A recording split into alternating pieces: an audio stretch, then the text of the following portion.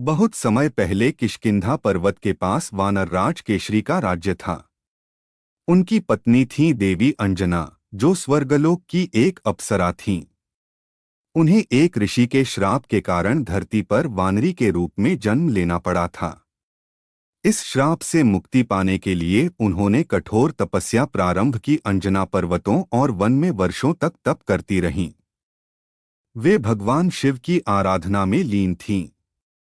उनके तप से प्रसन्न होकर शिवजी ने वरदान दिया कि वे स्वयं उनके अंश के रूप में पुत्र रूप में जन्म लेंगे। साथ ही पवन देव, वायु देवता ने भी अंजना की भक्ति से प्रसन्न होकर उन्हें आशीर्वाद दिया कि उनके गर्भ में वह अपनी दिव्य शक्ति से प्राण डालेंगे। उसी समय अयोध्या के राजा दशरथ को संतान नहीं हो रही थी। उन्होंने महर्षि वशिष्ठ के कहने पर एक बड़ा यज्ञ, पुत्रकामेष्टि यज्ञ करवाया। इस यज्ञ के अंत में अग्निदेव प्रकट हुए और उन्होंने दशरथ को एक दिव्य खीर दी, जिसे खाकर उनकी रानियां पुत्र को जन्म देंगी।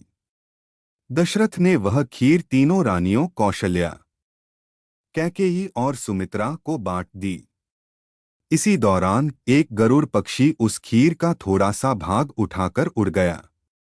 उड़ते उड़ते वह खीर का हिस्सा अंजना के पास गिरा, जो ध्यानमग्न थीं। उन्होंने उसे दिव्य प्रसाद समझकर ग्रहण कर लिया।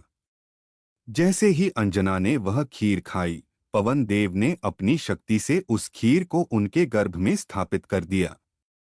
इस प्रकार तीन शक्तियों का संगम हुआ। एक, भगवान शिव का आशीर्वाद, रुद्र अवतार। 2, पवन देव की जीवनदायिनी शक्ति। 3, यज्ञ की दिव्यता।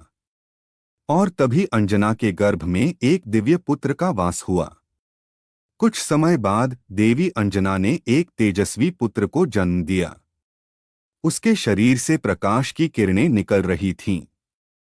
यह पुत्र कोई साधारण वानर नहीं था, वह था महाबली हनुमान। उसके जन्म के समय ही आकाशवाणी हुई, यह बालक शिव का अंश है, वायु का पुत्र है और संपूर्ण ब्रह्मांड के कल्याण के लिए उत्पन्न हुआ है। हनुमान जी की जन्म कथा यह बताती है कि कैसे भक्ति, तपस्या और देवताओं की कृपा से एक साधारण जीवन भी असाधारण बन सकता है। वे भक्ति और सेवा के जीवंत प्रतीक हैं और आज भी संसार में उन्हें अमर माना जाता है।